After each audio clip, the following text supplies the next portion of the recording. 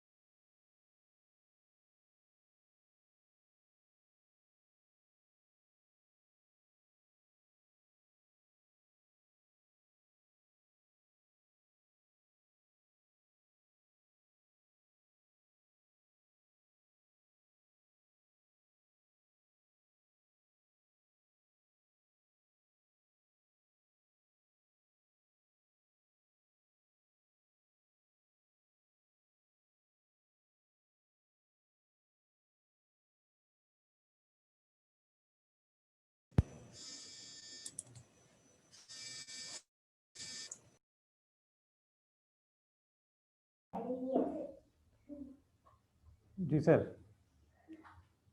कुछ technical issue हो गया सर, मेरे यहाँ पे पावर फेलियर हुआ था तो कुछ ये डिस्कनेक्ट हो गया था। हेलो जी सर।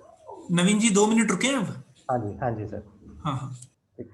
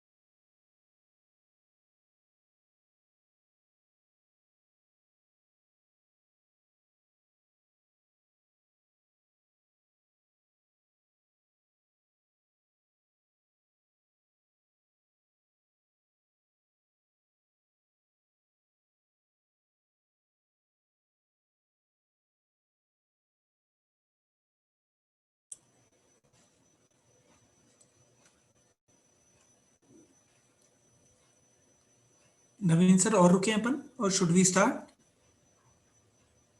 कर देते हैं सर। जैसा आप उचित समझे। करते हैं सर, कंटिन्यू करते हैं। ओके ठीक है, ये कोई टेक्निकल ग्लिच हो गया बीच में। जैसा कि हम सब जीएसटी के अंदर जानते भी हैं कि कई बार साइट नहीं चलती है, या वो हमें एक मैसेज देखने को मिलता है 1,50,000 GST returns have been filed, एक साइट पे user login something something something. तो ये सब टेक्निकल ग्लिचेस हैं, कोई बात नहीं, ये भी एक part and parcel of life है। ओके चलिए जी, स्पेशल पॉइंट्स जब हम बात कर रहे थे तो वो जो रेस्ट्रिक्शन एक लगाया था 99% से ज्यादा आप क्रेडिट लेजर को यूज नहीं कर सकते थे, इसका मतलब 1% तो आपको कैश लेजर से ही पे ऑफ करना था। और अब हम इस पॉइंट पर थे, commissioner and officer authorised by him may remove the said restriction after such verifications and such safeguards as he may deem fit। अगर कोई उनको और कोई एडिशन बात लगेगी या कोई रेस्ट्रिक्शन हटाने की बात होगी तो फिर वो डेफिनेटली ऐसा कुछ कर सकते हैं कमिश्नर लेवल पर। कॉन्स्टिट्यूशनल वैलिडिटी की जहां तक अपन बात करें तो ये 2 पॉइंट्स आपके दिमाग में जरूर आ सकते हैं। That such rule 86B can be easily challenged. क्यों ऐसा? क्योंकि ऐसा कोई यूजेज या ऐसा कोई हिंड्रेंस या ऐसा कोई रिस्ट्रिक्शन या ऐसा कोई बॉटलनेक या ऐसा कोई प्रोहिबिशन कि आप क्रेडिट लेजर को पूरा यूज नहीं कर पाएंगे, समथिंग समथिंग, ऐसा कुछ ना तो सेक्शन 16 में लिखा है जो आईटीसी को लिंक करता है, और ना ही सेक्शन 49 में स्पेसिफिकली लिखा है। ऑल्दो सेक्शन 49 में ऐसा जरूर लिखा है as per the rules framed thereunder, ठीक है, लेकिन still it can be easily challenge, क्योंकि ऐसा कोई हिंट भी एक्ट के अंदर नहीं है। पहली इंपॉर्टेंट बात। दूसरी इंपॉर्टेंट बात, such delegation of power authorising the restriction on the availment of credit is not permissible under section 164। तो ये दो बातें आपके पास जरूर बनेंगी, and to my understanding with the deepest humbleness,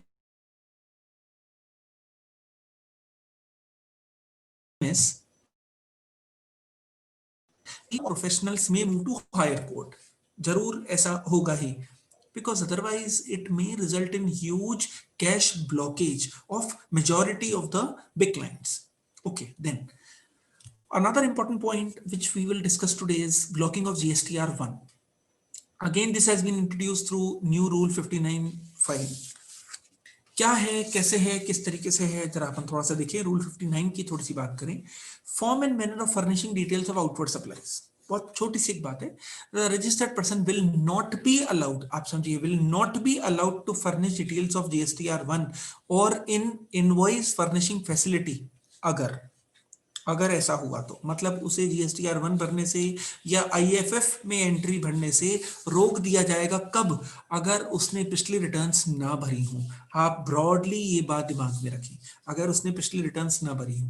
अब ये डिपेंड करेगा कि क्या वो खुद एक क्वार्टरली रिटर्न भरने वाला है या फिर वो मंथली बेसिस पर रिटर्न भरेगा, because this blocking of GSTR1 may be different in every scenario. तो अगर अपन देखें, in the case of monthly filers of GSTR 3B, जिनको 3B मंथली बेस से भरना है, मतलब वो जो अपने पास QRMP स्कीम है जो 1 जनवरी 2020 से ही इंप्लीमेंट हो रही है, जिसके बारे में ऑलरेडी भी सेशंस हो चुके हैं, राइट। तो उसके लिए अपन बात करें जो मंथली में ही चले गए हैं, जिनका एग्रीगेट टर्नओवर साल भर का 5 करोड़ से बियॉन्ड है। He has not filed his GSTR 3B for preceding 2 months। अगर 2 महीने के लिए अगर उनने GSTR 3B नहीं भरा, इनडायरेक्टली गवर्नमेंट के पास टैक्स नहीं पहुंचा। Okay, in the case of registered person opting for QRMP scheme, they have not filed GSTR 3B for the preceding period। अगर immediately पिछला वाला GSTR 3B जो क्वार्टरली भरना था, अगर उन्हें नहीं भरा है, then again वो अब IFF में नहीं एंट्री डाल पाएंगे। एंड तीसरा इंपॉर्टेंट पॉइंट जो डेफिनेटली इसी अमेंडमेंट के बाद ही आ सकता था, जो नोटिफिकेशन नंबर 94 के थ्रू ही आया है, he has not furnished GSTR 3B for the preceding month to whom rule 86B 99% वाला जो रूल जो अपन ने भी देखा था, वो जो अप्लाई हो रहा है, अगर उसने उस महीने की 3B नहीं भरी, अगर उस एसएससी ने उस महीने की 3B नहीं भरी, तो इमीडिएटली रुक जाएगा। अगर अपन ऐसा सोचें ब्रॉडली, तो जो फर्स्ट पॉइंट है मंथली फाइलर्स वाला, जिनके लिए 2 महीने का टाइम पीरियड गिवन था, लेकिन अगर वो 99% वाले रूल में फंस गए 86B और केवल उस कारण से उन्होंने रिटर्न नहीं भरी थी या जो भी, राइट, तो उस केस में तो 1 महीने भी अगर उन्होंने GSTR 3B नहीं भरा, इवन देन ये आपके पास ब्लॉक GSTR1 उनका हो ही जाएगा।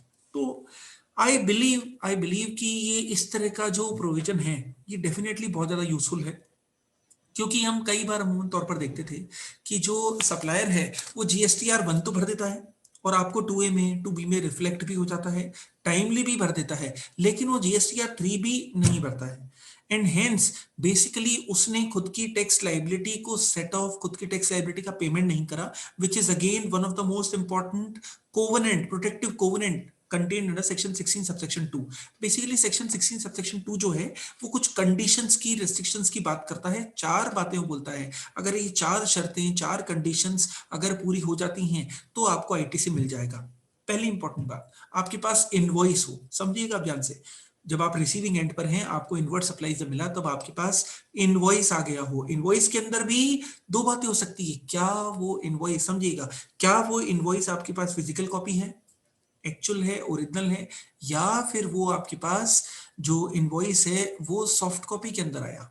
फिजिकल है, बहुत अच्छी बात है, सॉफ्ट कॉपी के अंदर वो अलाउड है क्या? सर बिल्कुल अलाउड है, if that is digitally sign. I repeat, if and only that if that invoice is digitally signed, उसके बिना that is not considered as a proper invoice. तो मतलब जो हम कई बार प्रैक्टिकल लाइफ के अंदर स्मॉल एंड मीडियम प्रैक्टिशनर्स के जो क्लाइंट्स की अपन बात करते हैं, वो कई बार क्या करते हैं, इसका इनवॉइस ले फोटो खींच के हमने व्हाट्सअप कर दिया, something something something of that sort. ये बहुत ही ज्यादा प्रिवलेंट सा चल रहा है क्लाइंट्स में, एसएसीज में आपस में, राइट, कि ये था भाई आपका इनवॉइस, हम आपको भेज देंगे, और हमारे पास अगर इनवॉइस नहीं आता है then you are ineligible to take the credit. तो बेसिकली सेक्शन 16 सबसेक्शन 2 का क्लॉज ए ये कहता है कि आपके हाथ में इनवॉइस होना चाहिए. दूसरी बात, आपको गुड्स एंड सर्विसेज मिल गई हैं, आपने इनवर्ड सप्लाईज हो गई हैं आपको गुड्स एंड सर्विसेज की. तो जो मैं अभी बात कर रहा था गुड्स इन ट्रांजिट, जब तक वो गुड्स ट्रांजिट में है तब तक आप उसका आईटीसी नहीं ले सकते हैं.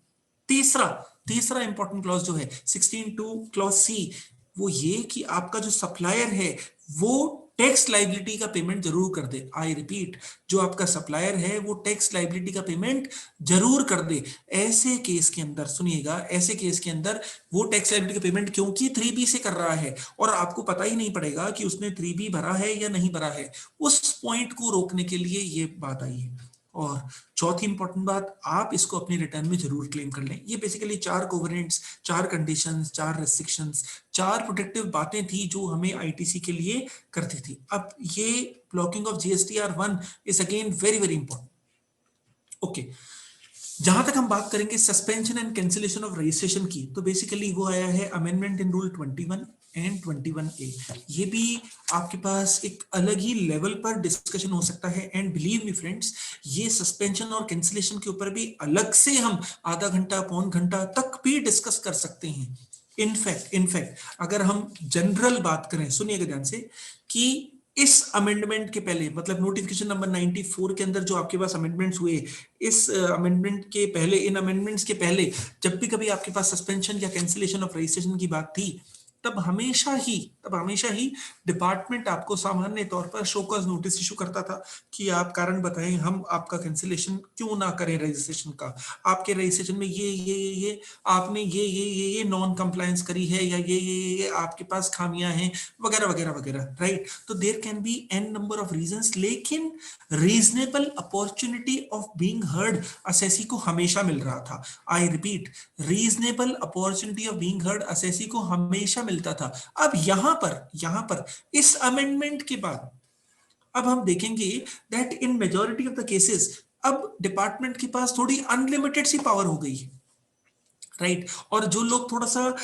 ट्विटर भी फॉलो करते होंगे सीबीआईसी का, उनको ये अभी पता ही होगा कि मिथ वर्सेस फैक्ट के नाम से उन लोगों ने एक शीट अपलोड करना चालू करी है, जिसके अंदर कुछ इस तरीके से है कि भाई उसमें ऐसा लिखा है अगर कोई सब्सटेंशियल वेरिएशन है हम तभी उसको यूज करेंगे. अब देखते हैं अपन क्या है कैसे है, जरा देखिए अपन. Cancellation of registration, the registration granted to a person is liable to be cancelled if the said person, ये पुराना था, यहां तक की बात अपन देख लेते हैं.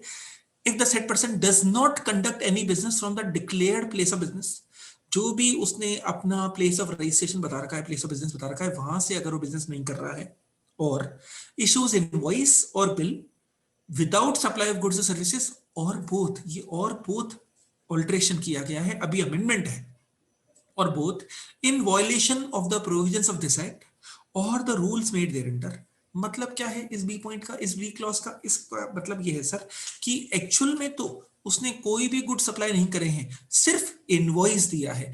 जो हम सोचते हैं, हम समझ रहे हैं फेक इनवॉइसिंग वाला कंसेप्ट, यस सर उसके लिए है ये. तो अगर ऐसा कोई एसएसी पाया जाता है then definitely his registration is deemed to be cancelled. If the assessee violates the provisions of section 171 which deals with anti-profiteering, उस केस में भी उसका कैंसिलेशन हो जाएगा रजिस्ट्रेशन का. और if he violates the provisions of rule 10A, जो basically है कि जब भी आप रजिस्ट्रेशन करा लेंगे तो उसके बाद आपको अपना बैंक अकाउंट की डिटेल्स भी पोर्टल के ऊपर फर्निश करनी जरूरी है, राइट. ये 4 बातें तो आपके पास पहले भी चल रही थी before this amendment made on 22 दिसंबर 2020. अब इंपॉर्टेंट बातें क्या आई है जरा देखिएगा. The registration will be even cancelled if, पहली बात जरा देखें, if the assessee avails input tax credit in violation of the provisions of section 16 of the act or the rules made thereunder. मतलब अगर वो असेसी ऐसा है जिसने आईटीसी का वायलेशन कर दिया, कैसे सेक्शन 16 का वायलेशन करा, जो अपन ने सेक्शन 16 की अभी सेक्शन 16 सब सेक्शन 2 में जो अपन ने 4 कंडीशंस की बात करी वो वायलेशन कर दिया, या 16(1) का वायलेशन करा, 16(3) का वायलेशन करा, 16(4) का वायलेशन करा, समझ रहे हैं आप, या फिर उसके बियॉन्ड जो उसके में जो रूल्स बन रहे हैं उनका वायलेशन करा। अब ये आईटीसी में ही जो रूल्स बने हैं उसी का एक पार्ट रूल 36 सब रूल 4 भी है। तो अगर आपने रूल 36 सब रूल 4 का वॉयलेशन करा, आई रिपीट, अगर आपने रूल 36 सब रूल 4 का वॉयलेशन करा, वो 5% ही ले सकते हैं जिससे अपन ने आज के सेशन की शुरुआत करी थी। अगर आपने उससे ज्यादा आईटीसी लिया है, आई रिपीट, अगर आपने एलिजिबल क्रेडिट जो जीएसटीआर 2B में रिफ्लेक्ट हो रहा है, अगर आपने उसकी 105% से ज्यादा क्रेडिट जीएसटीआर 3B में आईटीसी लिया है, then your registration may be cancelled. Then your registration may be cancelled. ध्यान से समझिएगा, बहुत ज्यादा डिफिकल्ट प्रोविजन हो गया है। दूसरी बात, अगर वो जीएसटीआर 1 में डिटेल ज्यादा भर दे जो जीएसटीआर 3B में नहीं है, what I mean to convey, 3B तो उसका नील का चला गया, 3B उसका कम अमाउंट का चला गया, लेकिन जीएसटीआर 1 के अंदर उसने पूरी आउटवर्ड सप्लाई लिख दी। जैसे हम कई बार ऐसा देखते हैं, अपने क्लाइंट्स भी कई बार ऐसा करने की कोशिश करते हैं। क्या है वो कहानी, मैं समझाता हूं आपको। जैसे इस महीने की टोटल जो आउटवर्ड सप्लाई है वो सपोज 1 करोड़ रुपीस है, तो उसके अकॉर्डिंग जो उनका टैक्स बनता है वो 12 लाख रुपीस है। लेकिन अभी हमारे पास आईटीसी उतना नहीं है, अगले महीने हमारे पास आईटीसी ज्यादा है, क्योंकि वैसे भी अब जब हम जीएसटी या 3B भर रहे हैं तो नेक्स्ट मंथ की 20 तक भर रहे हैं, राइट। तो अगले महीने की 20 तारीख तक कई सारी इनवर्ड सप्लाईज क्लाइंट ने कर ली है। तो अभी पिछले महीने तक आपके पास आईटीसी नहीं था, then this is a normal practice which a client wants to do कि हमने अब इस बार की जो आउटपुट लायबिलिटी इसको अगले महीने के लिए शिफ्ट कर दें, बस आप डिले कर दें, बाद में जब इंटरेस्ट की डिमांड आएगी तो हम कर लेंगे, राइट। उस केस में क्या हो रहा है कि वो जीएसटीआर 3B अपना कम अमाउंट का भर रहा है या नील का भर रहा है, लेकिन जीएसटीआर 1 तो पूरे का भर रहा है। तो अगर ऐसे कोई ट्रेसेस पाए जाते हैं तो फिर उस केस में again his registration will be deemed या it can be terminated, it can be cancelled. जरा देखिए, if he furnishes detail of outward supplies in form GSTR 1 under section 37 for one or more tax periods which is in excess of the outward supplies declared by him in his valid return under section 39 for the said tax periods। आप समझ रहे हैं, GSTR 1 के अंदर उसने amount ज्यादा भर दिया है as compared to 3B। या फिर तीसरी बात, he violates the provisions of rule 86B। ये rule 86B क्या है सर? वो 99% वाला 1% जो आपको कैश में पे करना था, अगर आपने उसका भी वॉयलेशन करा, इनडायरेक्टली मतलब ये हो गया कि ये जो 3 बातें नई जुड़ी हैं, ये तीनों बातें बहुत डेंजरस है। थोड़ा सा अपन और इसके गौर करें अगर, तो एफ पॉइंट के अंदर भाई देखो, ई के अंदर अपन बहुत क्लियर एक बात कर चुके हैं कि उसने अगर आईटीसी फॉलो नहीं किया, आईटीसी की बात अगर उसने फॉलो नहीं करी, प्रोबेबली आईटीसी के ऊपर अगर बोलना अगर चालू हो जाऊं तो शायद 3-4 घंटे तक बोलता रहूं आईटीसी की बात, तो इतनी हो सकती है। खैर, अपन ने शॉर्ट के अंदर 16(2) की बात करी, 16(4) भी हम सभी लोग अभ्यस्त हैं कि अगर आपके पास कोई आईटीसी छूट जाए तो अगले साल के सितंबर तक आप ले सकते हैं। ऑल्दो उसके अंदर थोड़े से कुछ अलग तरीके की प्रॉब्लम्स थे, उसमें वहां पे वर्ड्स लिखे हैं टेक आईटीसी, जबकि हम तो आईटीसी अवेल करते हैं वगैरह वगैरह वगैरह। And for all practical purpose under excise law also the word taking was to be construed as taking in books of accounts, right. जबकि हम तो आईटीसी अवेलमेंट की बात करते हैं इन जीएसटीआर 3B फॉर्म, ठीक है। तो ये अपने पास जरूर एक पॉइंट बनता ही है। ओके, खैर, नॉट ओनली दैट, अपन ये भी एक बात करें कि यहां पर रूल्स की बात भी है, मतलब रूल 36 सब रूल 4 भी यहां पर इक्वली इंपॉर्टेंट है। और आप कहीं ना कहीं ये बात को जरूर एक्सेप्ट करें, आउटवर्ड सप्लाई के तो डॉक्यूमेंट्स अब अमूमन अधिकतर क्लाइंट्स के पास प्रॉपर मिलेंगे आपको, meaning thereby outward supply की जो उसने टैक्सेबल इनवॉइस बनाए, जो जीएसटी इनवॉइस उसने बनाए, उसके 3-4 कॉपी होती है, एक ट्रांसपोर्टर के पास जाती है, एक सामने वाले रिसिपिएंट के पास जाती है, कम से कम एक कॉपी अपने पास जरूर रहती है, या कभी कभी कुछ केसेस के अंदर 2 कॉपी रिसिपिएंट तक जाती है, something of that sort, plus E will भी बनता ही है। तो अमूमन तौर पर आउटवर्ड सप्लाई के तो प्रोविजंस जो हैं वो फॉलो करता ही है। लेकिन जहां तक आईटीसी अवेलमेंट की बात है, क्योंकि अधिकतर वेट लॉस के अंदर, क्योंकि अधिकतर वेट लॉस के अंदर इसकी स्ट्रिक्टनेस नहीं थी और हम कभी भी ये ट्रेस आउट नहीं करते थे कि उसके पास एक्चुअल में इनवॉइस है या नहीं, तो उसके पास इनवॉइस कलेक्ट करना अभी भी उसके पास एक्चुअल इनवॉइस आते हैं नहीं आते हैं, फोटोकॉपीज आ रही हैं, व्हाट्सएप पर आ रहे हैं, ईमेल्स पर आ रहे हैं, वो डिजिटली साइन नहीं है वगैरह वगैरह, there can be an number of possibilities, right. तो सेक्शन 16 का नॉन कंप्लायंस अगर होता है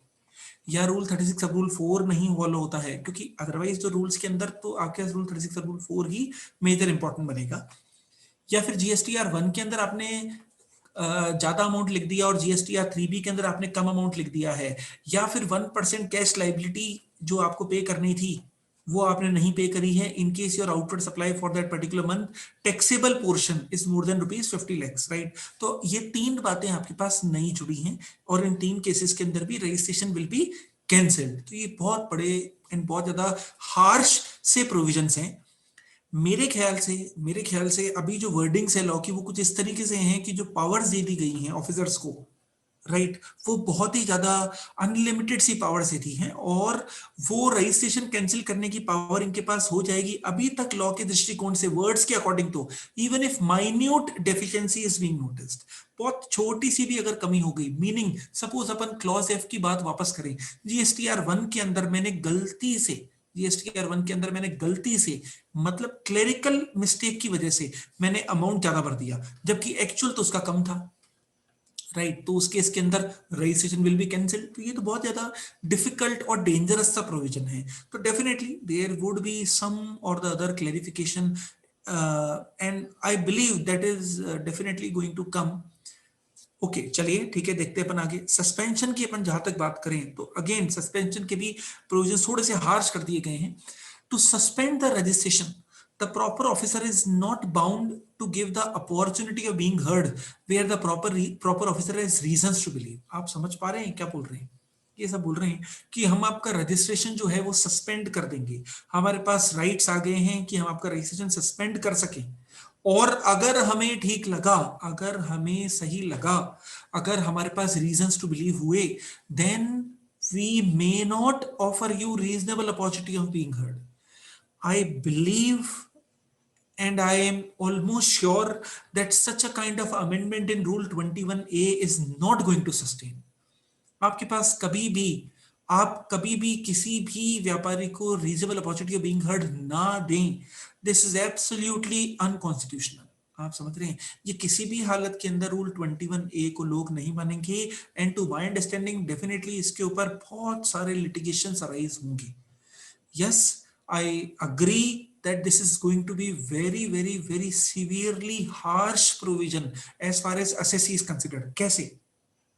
जैसे उसका सस्पेंशन हो गया ना सर, आप ये समझो, जैसे उसका सस्पेंशन हो गया वैसे ही आप ऐसे समझिए कि अब से वो जीएसटी इनवॉइस नहीं काट सकता, अब से वो ई वे बिल नहीं बना सकता, अब से एज इट इज उसका बिजनेस ठप हो जाएगा। इनडायरेक्टली इसका एसेंस ये निकल कर आता है, आप समझ रहे हैं। अब इसके और क्या रिपरकशंस बनते हैं, अब इस बात के और क्या रिपरकशंस है, वो उस सस्पेंशन को दोबारा रिवोक तो करा लेगा। सस्पेंशन का रिवोकेशन का मतलब ये हो गया कि वापस उसका रजिस्ट्रेशन वैलिड हो गया, ठीक है, तो वापस वो रजिस्ट्रेशन वैलिड तो करा लेगा, लेकिन उसमें सपोज उसे 20 दिन 25 दिन 30 दिन लग गए, तो उन 30 दिन के अंदर अंदर, उन 25 दिन के अंदर अंदर जो भी उसने कोई इनवॉइस बनाए थे उन सारे इनवॉइसेस को दोबारा बनाओ, करेक्ट। तो उसकी अननेसेसरी की हैसल बढ़ गई है, अननेसेसरी की उसकी वर्किंग बढ़ गई है, प्लस इस चीज का प्रेशर बढ़ गया है, राइट। तो ये बहुत ही ज्यादा हार्श प्रोविजन है and to my understanding this is not going to sustain in future. Definitely already many associations, many organisations are having vocal contact with each other कि हम इसके अगेंस्ट में तो अपने अपने रेस्पेक्टिव हायर कोर्ट्स में जाएंगे ही। I am also connected with 2 of such forums and we believe that we will definitely go to higher court from those forums also। Okay, दूसरी बात, further the registration will be suspended after giving 30 days time to explain the reason when there is significant differences or anomalies in GSTR 1 and 3B and GSTR 2A को हम comparison करेंगे 3B से या 2B को comparison करेंगे 3B से, ये कहीं क्लैरिटी नहीं है। एनीवेज बेसिक बात तो ये है कि 1 और 3B के अंदर अगर आपके पास डिफरेंस है, आई रिपीट, जीएसटीआर 1 और जीएसटीआर 3B के अंदर अगर आपके पास डिफरेंसेस हैं तो रजिस्ट्रेशन का सस्पेंशन हो सकता है। अब ये कितने अमाउंट का डिफरेंस हो सकता है, तो यहां पर उन्होंने लिख तो दिया है when there is significant difference now, but still the word significant difference is not ever, the word significant differences are never explained anywhere, right. तो सिग्निफिकेंट एनोमलीज का क्या मतलब हो सकता है, क्या इसको क्वांटिफाई करेंगे हम अमाउंट वाइज, या इसको क्वांटिफाई करेंगे हम किस तरीके से, किस दृष्टिकोण से करेंगे, क्या उसके अंदर हमारे पास कोई ना कोई एक स्लाइट अपॉर्चुनिटी रहेगी, एक स्लाइट हमारे पास मार्जिन रहेगा कि क्या वो हम इसको क्लरिकल एरर बताकर आगे प्रोसीड करवा पाएंगे या नहीं। ये भी एक समझने लायक बात है। ऑल्दो कि वो जो सीबीआईसी ने ट्विटर पे जो चालू करा मिथ वर्सेस फैक्ट, उसके अंदर उसको ये बात कंसिडर कर चुके हैं कि स्लाइटेस्ट डिफरेंस को हम कंसिडर नहीं करेंगे, सिग्निफिकेंट डिफरेंस होगा तो हम उसको जरूर कंसिडर करेंगे। मैं आपको प्रैक्टिकल लाइफ में मेरा रियल लाइफ केस बता रहा हूं। जब अपनी जो स्टाफ मेंबर है, जब वो अपनी जीएसटी या 3B भर रहा था किसी क्लाइंट के लिए, तो आउटवर्ड टैक्स लायबिलिटी के अंदर, समझिए आप, आउटवर्ड टैक्स लायबिलिटी भरते वक्त जब हम पैसे का पॉइंट लगाते हैं तो पॉइंट लगना रह गया, आप समझ रहे हैं, वो पैसे का पॉइंट लगना रह गया और रिटर्न फाइल हो गई। और इस तरीके से हो गई क्योंकि वो केस आपके पास इन्वर्टेड ड्यूटी स्ट्रक्चर का था, तो ह्यूज क्रेडिट्स आपके पास अवेलेबल थी, आप समझ रहे हैं, वरना तो वहीं रुक जाती फॉर ऑल प्रैक्टिकल पर्पस, लेकिन पर चांस वो रिटर्न फाइल हो गई। तो बेसिकली अब तो 100 टाइम्स का फर्क हो गया, भाई पॉइंट लगना ही रह गया, तो 100 टाइम्स का फर्क भी हमारे पास पॉसिबल है, राइट। तो क्या वो सिग्निफिकेंट डिफरेंस नहीं होगा? सर वो तो बनेगा ही बनेगा। अंकित सर कैसे बातें करो, वो तो बनेगा बनेगा, 100 गुना फर्क हो गया है वो। सर वो बन तो गया है, 100 गुना फर्क हो तो गया है, लेकिन क्या ये क्लरिकल मिस्टेक नहीं है? क्या ये कोई इतनी बड़ी गलती है कि मेरा रजिस्ट्रेशन ही कैंसिल हो जाए? Now these type of practical life cases will definitely appear. अच्छा, ये भी बहुत कॉमन सी बात है कि जो अपने पास जो स्टाफ है वो कभी कभी ऐसा भी है कि खोल किसी और की शीट ली और भर किसी और के जीएसटी रिटर्न्स में दिया, तो right, it can again lead to significant differences. तो I would definitely advise you all कि आप जीएसटीआर 1 क्योंकि पहले भरते हैं, तो जीएसटीआर 3B भी उसी 1 के हिसाब से ही भरें। And please communicate this very very clearly, please communicate this very very clearly to your clients कि भाई आपके पास जीएसटीआर 1 में जो डेटा चला गया मैं 3B के अंदर उससे चेंज नहीं कर पाऊंगा, आप ये ध्यान रखिएगा, राइट। तो हालांकि ऑल्दो अब तक तो लोग अभ्यस्त हो गए हैं, टाइमली वो भेज भी देते हैं हमारे पास डेटा, लेकिन फिर भी जो एकदम एंड में आते हैं उन केसेस के अंदर there can be huge possibility of errors and mistakes. ये जरूर हमें एक बात सोचनी चाहिए, समझनी चाहिए। To my understanding again this is very very harsh provision. जैसे एक बार सस्पेंशन हो जाएगा वैसे ही उस पार्टी का इमीडिएट रूप से आप वो ईवेबल नहीं बना सकती, इमीडिएट रूप से वो इनवॉइस इशू नहीं कर सकती जीएसटी वाला, वगैरह वगैरह। There can be an number of other difficulties as well. Okay, not only this, अब आपके पास जीएसटीआर 3B और 2A में डिफरेंसेस के तो हम कई सारे नोटिस देख ही रहे हैं ऑलरेडी कि आपने 3B के अंदर ज्यादा क्लेम कर लिया, 2A के अंदर तो आपके पास कम था, something something something of that sort. तो सच difference, if such difference is significant enough, now again what do you mean by significant anomaly?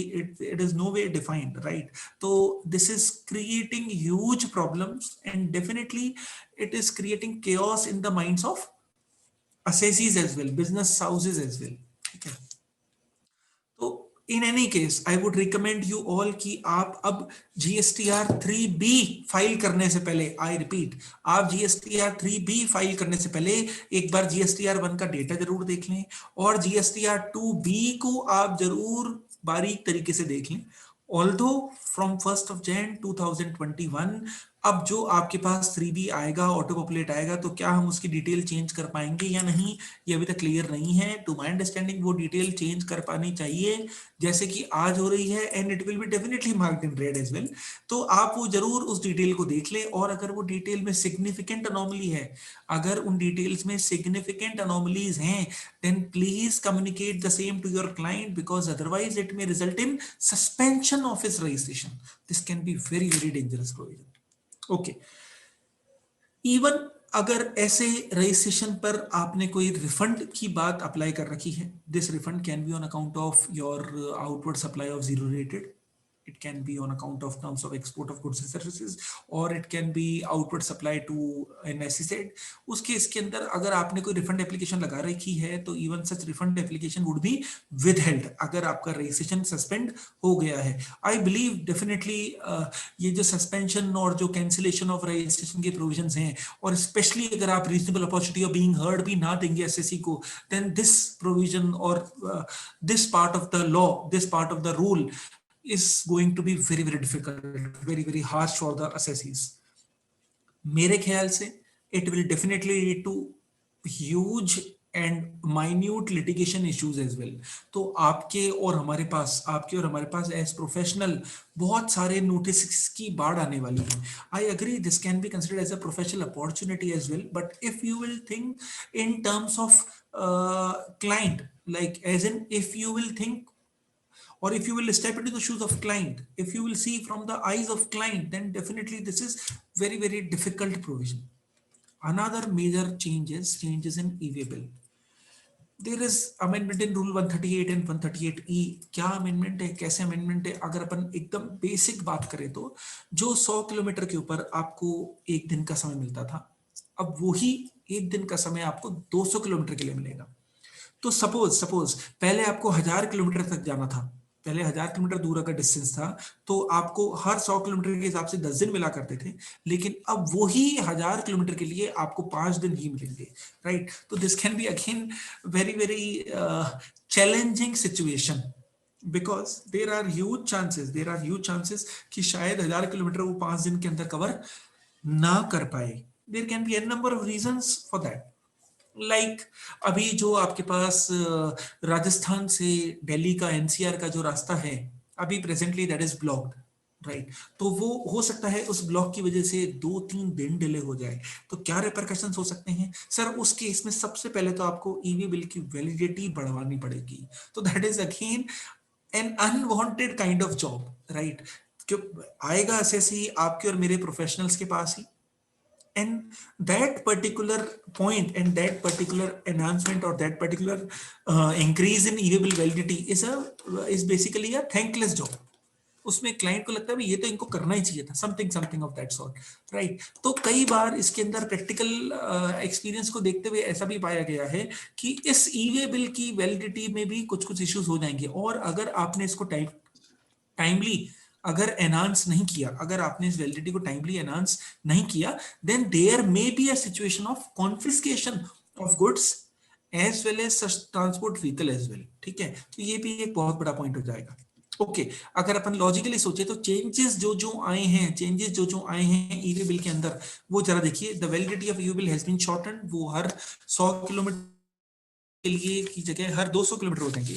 तो सपोज किसी को 400 किलोमीटर जाना तो उसके लिए 2 दिन हो जाएगा. मतलब the word has been for every 100 kilometres has been replaced with every 200 kilometres. ठीक है, फिर इंपैक्ट क्या रहेगा इसका? The registered person now has to keep extending the validity of the e-way bill, else the e-way bill would expire and the same would lead to penalty and confiscation. तो अगेन ये भी एक अलग ही तरह का मसला हो जाएगा. ऑलरेडी भी अगर हम लोग सोचते हैं तो ईवी बिल के अंदर there are an number of issues, और अमूमन तौर पर हर महीने एक दो केस टेस्ट सुनने में आ ही जाते हैं कि पर्टिकुलर गाड़ी वहां पकड़ ली और आपके पास चालान बना दिया गया है, और अब चालान इक्वल टू मतलब जो गुड्स की वैल्यू है उसके बराबर की पेनल्टी बोल रहे हैं वगैरह वगैरह. इवन जो ट्रांसपोर्ट व्हीकल है, even that has been confiscated. इस तरह के कई सारे केसेस हमारे पकड़ में आते हैं. सर प्लीज कोई अनम्यूट हो तो म्यूट कर लें. The registered person will not be able to generate EVA bill if वो जनरेट नहीं कर पाएगा EVA bill अगर उसने 2 टैक्स पीरियड्स की रिटर्न्स नहीं भरी हैं, और अगर उसका रजिस्ट्रेशन सस्पेंड हो गया है, राइट? और इस नोटिफिकेशन नंबर 94 में ही एक नया फॉर्मेट डायरेक्टली दे दिया है, जो बेसिकली डिपार्टमेंटल ऑफिसर्स केवल इसी फॉर्मेट के अंदर अब आपके पास नोटिस देंगे. इस नए फॉर्मेट का नाम इन्होंने रखा है intimation for suspension and notice for cancellation of registration. Basically such a kind of format is going to be used in case of any such suspension under rule 21A. और एक स्टैंडर्ड फॉर्मेट उन्होंने अब इस तरह का format पहली बार notification number 94 के अंदर इस तरह का दे दिया है। क्यों ऐसा किया है, क्या इसका ऑब्जेक्टिव रहा होगा? तो अगर अपन लॉजिकली सोचेंगे तो basically it has been done to save the proper officers from issuing incorrect notices. हम कई बार ऐसा देखते थे, और in fact majority of the cases के अंदर the first thing which we do is to challenge the notice. आप समझ रहे हैं, वो जो सबसे पहला काम हम चैलेंज करते थे नोटिस को करने का, वो कहानी अब इसके अंदर खत्म हो जाएगी।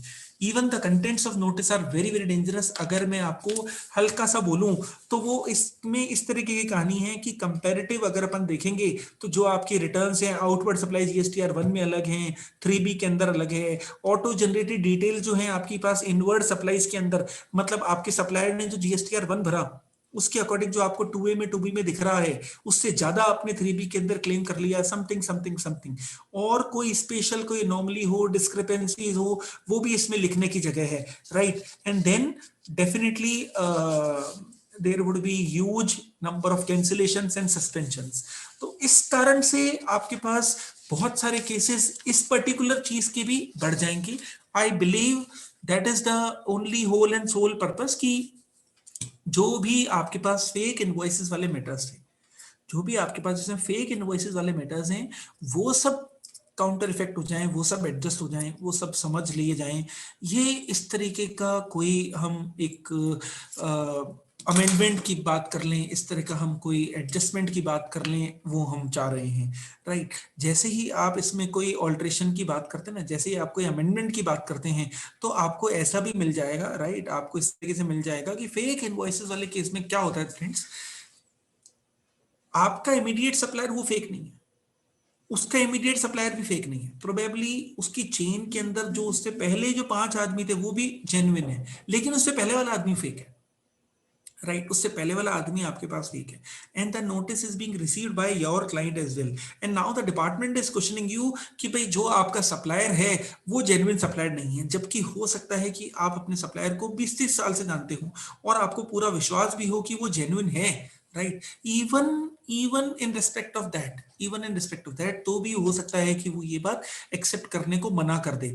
और अब आपके पास कई सारी चीजें जो अगर अपन और देखें इसी के अंदर आगे, तो ये ऐसा है कि आपको ये बात प्रूव करनी पड़ेगी कि आपका जो इमीडिएट सप्लायर है या बल्कि जो चेन है वो सब जेन्युइन है, किस तरीके से होगा, क्या होगा। तो एक इंपॉर्टेंट यहाँ पर पेनल्टी प्रोविजंस भी अमेंड हुए हैं। मतलब देखिए ऐसा है कि कई सारे लोग जो बिलिंग का काम करते थे, जो कई सारे लोग बिल अरेंज किया करते थे, लाइकवाइज बहुत सारे लोग ऐसे हैं जो आपके पास बिल अरेंज कर दिया करते थे, हमको नॉर्मल भाषा के अंदर ब्रोकर या दलाल कहते हैं। उनके ऊपर भी लाइबिलिटी पहले जीएसटी में नहीं थी, लेकिन अब उनकी भी जीएसटी के अंदर लाइबिलिटी क्रिएट हो गई है। तो ये भी एक बहुत ज्यादा इंपॉर्टेंट और एक वेलकम मूव है, definitely to curve the fake invoices matter.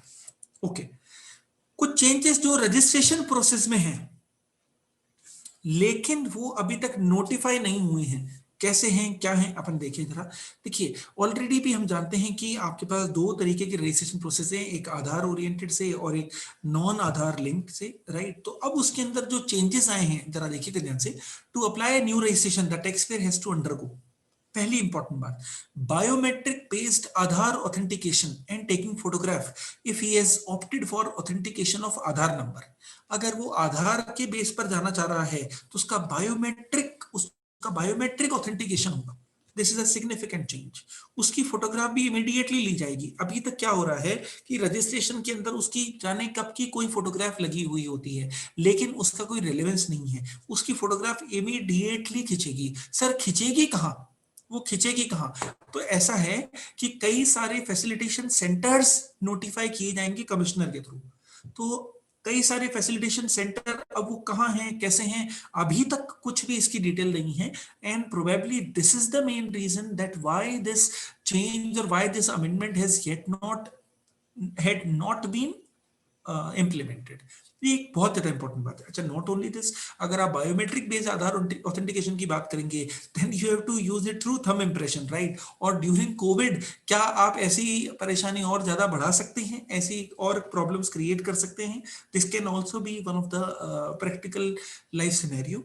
Okay, दूसरी इंपॉर्टेंट बात, बी पॉइंट में taking biometric information photograph and verification of such other KYC documents if he has opted not to get Aadhaar authentication done plus physical verification.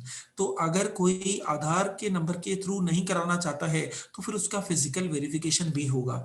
एक internal news और है friends, जो भी पुराने भी रजिस्ट्रेशंस ऑलरेडी हो चुके हैं, मीनिंग देयर बाय जो हम लोगों ने ओरिजिनल प्रोविजनल रजिस्ट्रेशन भी डाले थे, कब से डाले थे, वो जो अपने डाले थे इनिशियल डेज के अंदर 1 अप्रैल 2017 से, कब से, 2017 के पहले से, जीएसटी इंप्लीमेंटेशन के पहले से, उनको भी हर एक को फिजिकल वेरीफाई करने की बात चल रही है डिपार्टमेंट के अंदर। पर क्या डिपार्टमेंट के पास इतने स्टाफ है, ये भी एक सोचने लायक बात है। Anyways this has been shared by one of the departmental personal only, no hard feelings. Okay, along with the verification of the original copy of the documents uploaded with the application in form GST REG1 at one of the facilitation centers notified by commissioner, and the application shall be deemed to be complete only after completion of the process laid down। जैसे ही वो पूरा काम खत्म होगा उसके बाद ही वो registration आपके पास वैलिड होगा। although ऐसा भी सोचा जा सकता है कि ये अगेन जो बायोमेट्रिक बेस पर करना चाह रहे हैं, ये अगेन एक बहुत बड़ा पॉइंट रहेगा, क्योंकि कई सारे लोग जो फेक फर्म्स खोल लेते हैं। मीनिंग देर में मैं आपको एकदम प्रैक्टिकल सिनेरियो बता रहा हूं। अपन आज कोई पेपर के अंदर एडवर्टाइजमेंट दें कि हमें 10 लोगों की भर्ती करनी है and please come with your these and these documents. मतलब आपको अपनी एक सीवी तो लाना ही है, एक आपको फोटोग्राफ लानी है, आधार कार्ड की कॉपी लानी है, पैन कार्ड की कॉपी लानी है, वगैरह वगैरह वगैरह, राइट। और हम उससे ये इंपॉर्टेंट चीजें अगर मंगा लेते हैं, तो इसी चीजों के बेस पर हमने बैंक अकाउंट खोल लिया और इसी के बेस पर हमने उससे जीएसटी रिटर्न्स, हमने जीएसटी रजिस्ट्रेशन उसके नाम पे ले लिया। And basically this was purely a fake registration। इस तरह के फेक रजिस्ट्रेशन एब्सोल्युटली इस बायोमेट्रिक बेस के आधार पर हट जाएंगे, राइट। क्योंकि अल्टीमेटली उस आदमी को वहां पर आकर बायोमेट्रिक बेस पर ऑथेंटिकेट करना पड़ेगा, उसके खुद को फैसिलिटेशन सेंटर पर आना ही होगा। ओके, मैं आगे बढ़ता हूं। The registration must only be done at the facilitation centres and biometric based information and taking the photograph which will inflate the cost of registration. Yes, I do agree कि यहाँ पर again there would be new cost which will be incurred by the assessee. ये भी एक बात हो सकती है डेफिनेटली, लेकिन ये एक स्पेशल बात तो है ही। कम से कम वो जो फेक फर्म्स खुल रही थी उनको रोकने के लिए कोई तो तरीका होना ही चाहिए। ओवरऑल अगर अपन देखेंगे तो जेन्युइन असेसीज को इस अमेंडमेंट से फायदा जरूर होगा, but till date this amendment is yet not notified.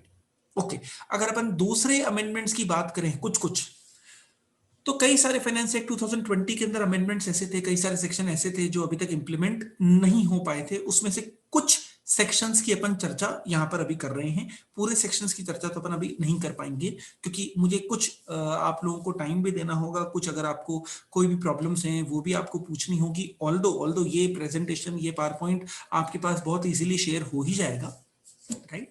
और फिर भी अगर किसी को कोई तकलीफ आती तो you can always call me on my number. This number is even on WhatsApp as well, or you can mail me as well. ठीक है? Okay. The law now allows a registered person to cancel the registration voluntarily, even while running the business.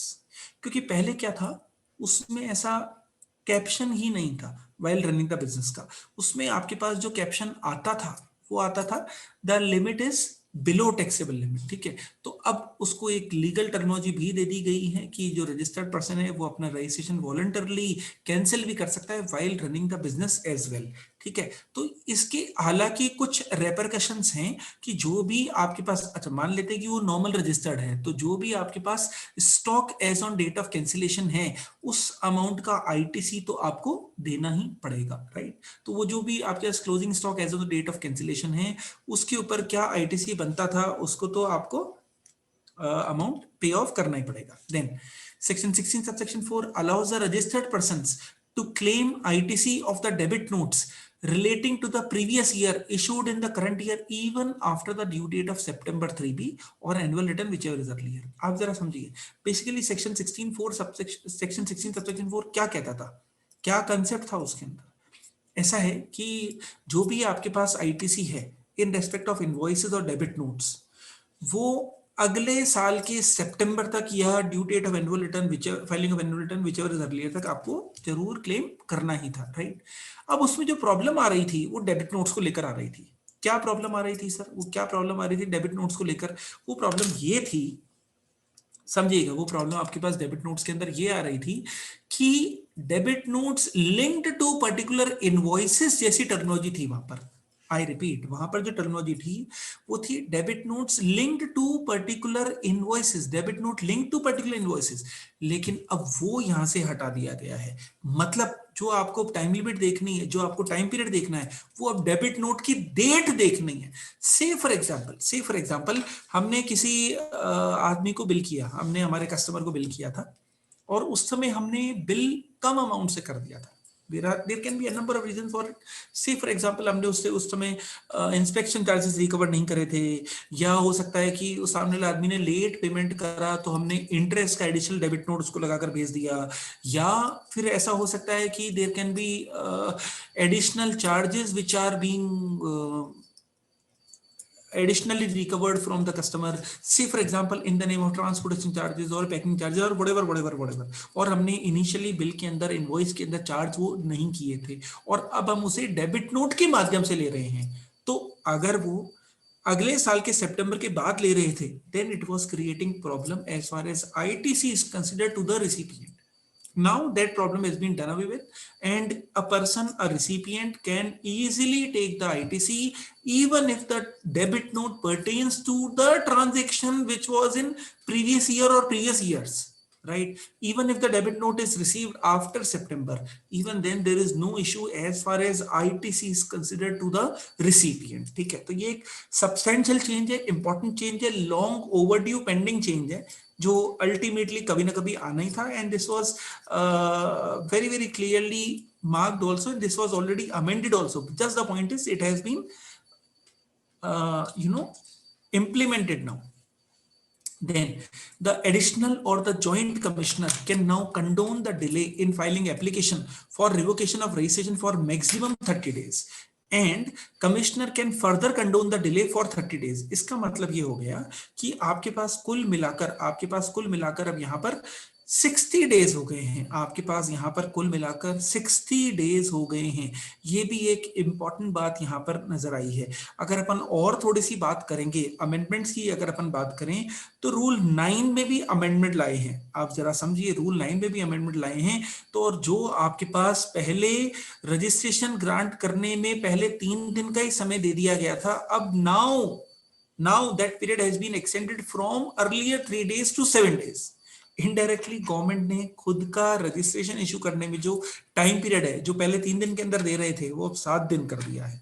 Okay, फिर आपके पास ऐसे कई लोग हैं जो non आधार वाले केसेस जो अपन ने अभी बात करी थी, उनके लिए अभी भी 30 दिन का ही समय पाया गया है। अच्छा, नॉट ओनली दिस, अगर अपन कुछ और दूसरे अमेंडमेंट्स की बात करें, जरा देखिए, any person who retains the benefit, समझिएगा ध्यान से, ये बात वो है, वो ब्रोकर वाली बात, या फिर वो आईटीसी जो आपने रख लिया, ये वो बात है, राइट। तो अगर कोई ऐसे लोग हैं, ये वो वाले कंसिडर हम कर रहे हैं। Any person who retains the benefit, समझिएगा, any person who retains the benefit of a transaction and at whose instance such transaction is conducted, who retains the benefit मतलब आपका क्लाइंट हो सकता है, और at whose instance such transaction is conducted का मतलब ये हो गया, वो बीच में तो दलाल है, बीच में जो ब्रोकर है, राइट। तो उन दोनों के ऊपर अब पेनल्टी है। अभी तक क्या था, जीएसटी लॉ के अंदर कभी भी ब्रोकर को हमने कवर नहीं किया था for the purpose of penalty. अब यहाँ पर he will be liable to a penalty of an amount equivalent to tax evaded or the ITC availed of or passed on। तो इस तरह की कई सारी बातें आपके पास है, राइट। फिर अपन और आगे बढ़े। The government wants to screw and penalize even the persons who retains the benefit intentionally or unintentionally, the benefit or at whose instance such transaction is conducted or fraudulently avails ITC without any invoice or bill। तो ये भी एक special सी बात है, बहुत ज्यादा important सी एक बात हो गई है कि अब पहली बार वो जो आपके पास इनवेरिएबली जो बीच में ब्रोकर होता ही है, वो बीच में कवर हो गया है, राइट। ओके, शेड्यूल थर्ड के अंदर जो पहले वर्ड्स थे ट्रांसफर ऑफ एसेट्स के अंदर वेदर और नॉट फॉर कंसिडरेशन, वो अब हटा दिए गए हैं। तो अब आपके पास वो कंसिडरेशन हो चाहे नहीं हो, वो जो वर्ड्स पहले जो थे वो अब हटा दिए गए हैं। यहां पर मैं थोड़ा सा आपके साथ वो सीबीआईसी ने जो मिथ वर्सेस फैक्ट निकाला था 23 दिसंबर को, मतलब ये 22 दिसंबर का ये है नोटिफिकेशन, उसके बाद जो 23 दिसंबर को जो निकाला था वो मैं थोड़ा सा आपके साथ मिथ वन बोलना चाहूंगा, पढ़ना चाहूंगा। मिथ वन देखिए क्या था। मिथ वन था, no opportunity of being heard will be given if proper officer believes that registration is liable to be cancelled. आप समझ रहे हैं, कहानी ये इस तरीके से है। अब मिथ है ये, तो ये मिथ है। फैक्ट क्या बोला जीएसटी डिपार्टमेंट ने? जीएसटी डिपार्टमेंट ये बोल रहा है साहब, the GST laws passed by the parliament and state legislature provide that GST registration is liable to be cancelled for those who have filed 6 or more returns. समझ रहे, who have not filed 6 or more returns, जिन्होंने 6 महीने से returns नहीं भरी। It is therefore wrong to say that the cancellation will be done without reasons. इसका मतलब यहाँ पर क्या हम ऐसा मान सकते हैं, समझिएगा, क्या हम ऐसा मान सकते हैं कि रजिस्ट्रेशन कैंसिल केवल उन्हीं का होगा जिन्होंने पिछले 6 मंथली टैक्स पीरियड से रिटर्न नहीं भरी? लेकिन क्या किसी का रजिस्ट्रेशन अगर कैंसिल हो जाएगा, whether we can use such plea और whether we can use such reasoning कि भाई आपने मिथ में फैक्ट में ये क्लियर करा था, ये क्लैरिफाई करी थी position, because every one of us know कि ये जो ट्विटर हैंडल पे उनने दिया, whether it will ever be considered as law, no sir, not at all, not at all. Definitely ये आपके पास सेविंग का पार्ट नहीं बन पाएगा किसी भी केस के अंदर, आप इसको अपनी रीजनिंग का पार्ट नहीं बना सकते हैं, although it can be an additional point which may not be even considered by the adjudicating authority. Then another myth 2, even if there is a clerical error in filing returns, GSTN will be cancelled and there is no option to correct your mistake.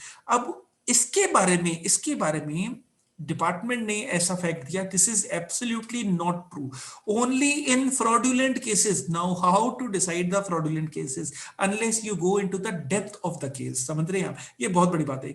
Only in fraudulent cases where there are significant discrepancies, now again significant discrepancies are nowhere defined, आप समझ रहे हैं, कहीं भी defined नहीं है। Definitely सरकार का, गवर्नमेंट का, जीएसटी डिपार्टमेंट का इस नोटिफिकेशन का कहीं ना कहीं उद्देश्य यही है कि जो फेक आईटीसीज आगे पास हो रही थी वो पास होने से बच जाएं।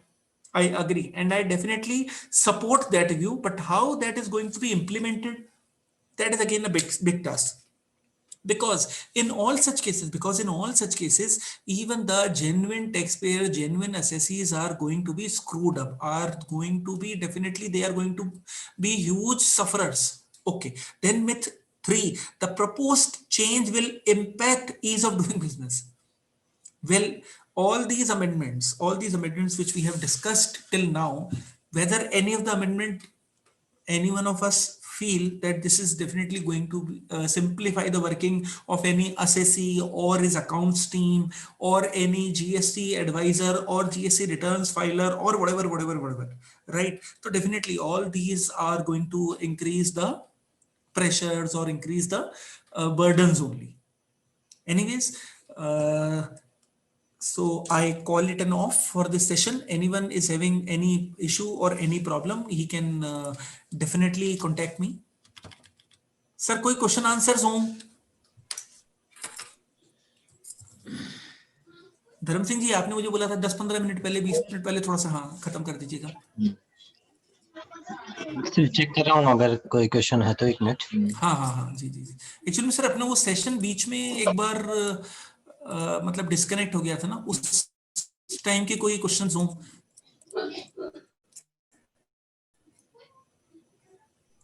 उस टाइम पे कोई चैट बॉक्स पे था जरूर सर, मैं भी उसको ट्रेस आउट नहीं कर पा रहा हूँ, अगर आपको दिख पा रहा हो वो, या कोई भी किसी भी पार्टिसिपेंट को अगर मेरे से बाद में भी कुछ पूछना हो तो he can always note down the email ID और फोन नंबर।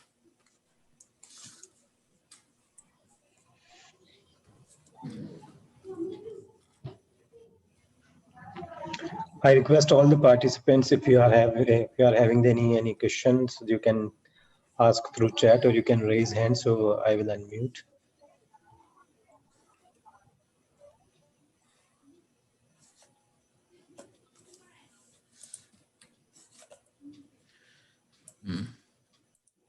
नहीं, कोई क्वेश्चन नहीं है लग रहा है।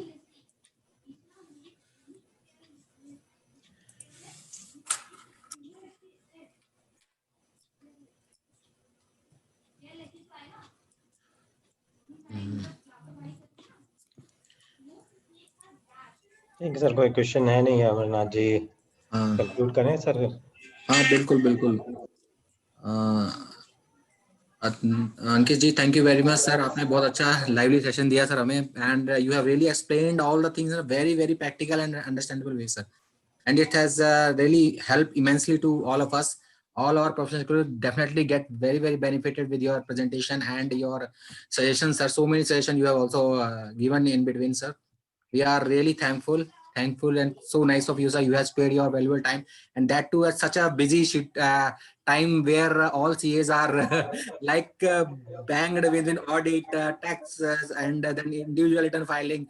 Everything means government has now put on 31st December. Sir, we are really thankful to you from all of Shri Fort members of Shri Fort Study Circle and all our participants. We really thanks a lot to Ankit ji. Thank you very much, sir. Thank you, sir. Thank you. Thank you. Thank you, So nice sir. of you. Thank you, sir. Thank you. Thank you, Amarchand ji. Thank you, sir.